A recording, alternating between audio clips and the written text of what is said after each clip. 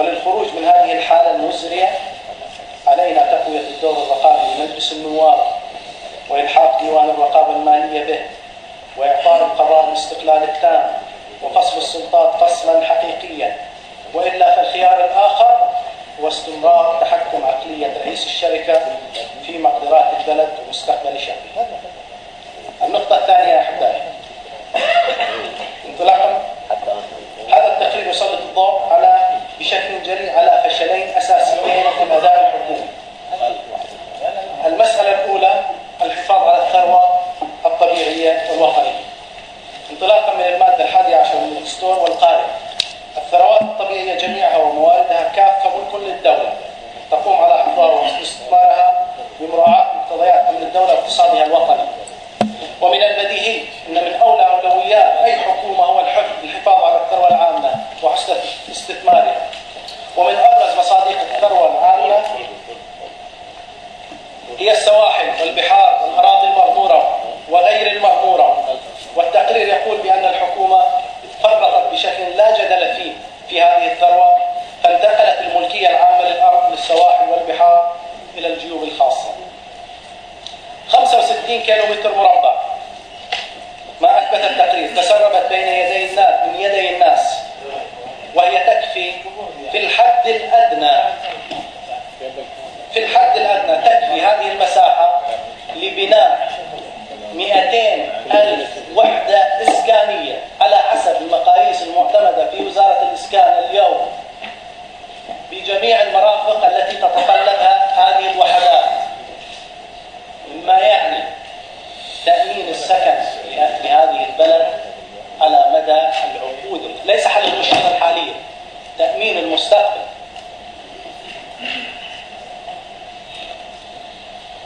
بعد ذلك هل يقبل المواطن مقولة صغر مساحة البحرين لتبرير فشل السياسة الإسكانية؟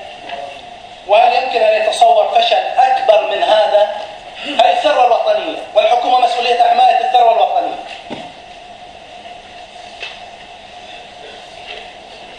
ولا يجانب القول ولا يجانب الصحة من يقول بأن البحرين المعاصرة تشهد أكبر عملية للتفريط في الثروة الوطنية في تاريخها. المسألة الثانية الأراضي التي بيعت أو حولت إلى الملك الخاص 65. باختصار أنا حاولت أن أسأل من عدد من العقاريين في هذه المناطق كم سعر الأراضي، وأخذت شيء غير متحفظ. في سعر اليوم، وهي ليست بيعت اليوم، لكن في سعر اليوم تساوي بالتحفظات 25 مليار دينار، 10 مرات حجم ميزانيتنا في متوسط الميزانية من 2002 إلى الآن. وش تعني هذه الميزانية العامة؟ كم فرطنا في الميزانية العامة والدخل إلى الميزانية العامة؟ هذا الواقع المشبع بالحقائق والأرقام والمثبت لتقصير وقصور وإهمال وتلاعب من بعض الأجهزة المسؤولة عن أملاك الدولة يثير سؤالا جوهريا عن مدى الفائدة من وجود الحكومة في موضوع حفظ المال العام. وهل نحن أمام مصداق؟ تعرض إلى أحد زملائي الشيخ محمد خالد في يوم من الأيام وقال: هل حاميها؟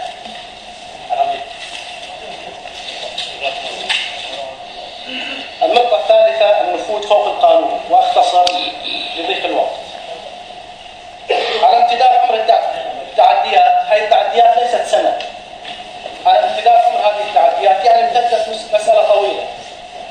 هذه التعديات جاوزت ميثاق العمل الوطني في البند السادس اللي يقول الثروات الطبيعية كافة ومواردها جميعا ملك للدولة، وتعمل الدولة على صيانتها واختيار أفضل السبل الاقتصادية لاستثمارها. والمادة الدستورية التي ذكرت سابقا رقم 11، والمواد القانونية المنظمة وفي مقدمتها المادة 26 من القانون المدني. كل هذه القوانين النفوذ يقول أنا فوق القانون، وأستطيع أن أتلاعب بالقانون، وأستطيع أن أوقف القانون، وعلى مدى سنوات طويلة.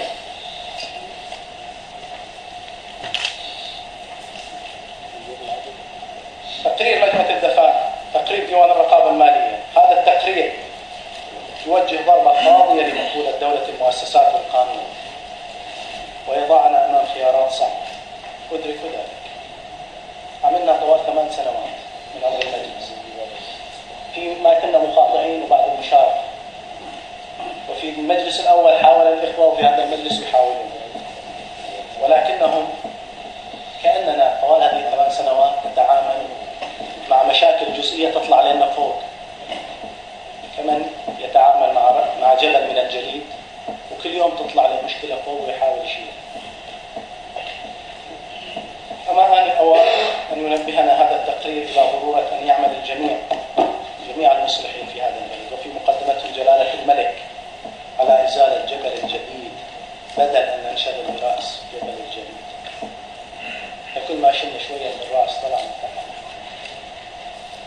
النقطة الرابعة وضع شاهد، بختصرها بشكل كبير. في زيارة إلى إخوانكم نظمها مجلس النواب لمجلس العموم، أحد إخوانكم سأل أحد أعضاء مجلس العموم قال له كيف تتصرفون في مسألة انتقال الملكية العامة للملكية الخاصة؟ أراضي الدولة والشواطئ والبحار والكذا. انبهت. بعد شوي قال هذا ممكن في القرون الوسطى كان في حدود الأرض في بريطانيا، الآن لا يمكن أن يتم ذلك أبدا. هذه مشكلة خاصة بكم، أنا لا أفقه، نحن لا نعرف كيف نتصرف ذلك لأنه غير وارد، غير متصور. النقطة الخامسة المسؤولية التاريخية. في سنة 2005 اجتمعت مع أحد كبار التجار، وهو كان يحثني على مسألة المشاركة ويدفعني بهذا الاتجاه. مبرر ماله قال يا شيخ روح شارك، اترك دستور واترك تعديلات الدستور، حتى لو حققتها عقب 4 سنوات ما بتلحق على شيء، البلد بتنباع، قاعدة تنباع ورواني خرابت. تقرير هذا يقول، وتقرير الدفاع، ان كلام هذا تاجر العالم بخبايا الامور صحيح.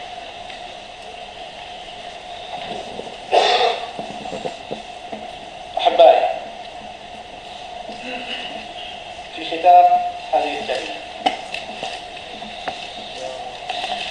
اتقدم بهذا الطلب باسم المواطن الذي لا يجد قوت يومه، وباسم الوطن الذي لا يكفي، المواطن الذي لا يكفي دخل منتصف الشهر، باسم المواطن الذي ينتظر الوحدة الإسكانية قرابة 20 سنة ويحلم بمدرسة ومستشفى حديث لأبنائه، باسم الذين يحلمون بالعيش في بلدهم بأمن وكرامة، باسم الشعب كافة وبدون استثناء، أطالب في إرجاع كل شبر تم الاستيلاء عليه من الأملاك التي وثقها هذا التقرير، واسترجاعها واسترجاع غيرها من الأملاك التي تم التعدي عليها ولم يستطع هذا التقرير توثيقها لعدم تعاون أجهزة الحكومة ولدقة التقرير وعدم إرادة أن يثبت شيء لم يثبت بالدليل القاطع، وأن يكون هذا الاسترجاع من غير أن يعوض. مكتوب، أنا كاتب السراق ما بقولها لأن مع الرئيس، على أن لا يعوض نقاط على نقاط بأي شكل من أشكال التعويض. وأطالب صاحب المشروع الإصلاحي جلالة الملك حمد بن عيسى بالقيام بخطوة شجاعة وجريئة بإطلاق يد العدالة لمحاسبة المفسدين والمخسرين والبدء بالأقرب فالأقرب، وإصدار أوامر بالاستجابة لتوصيات مجلس النواب حتى لا يضيع الأمل في نفوس أهل البحرين بالمشروع الإصلاحي وبكل ما يعيشون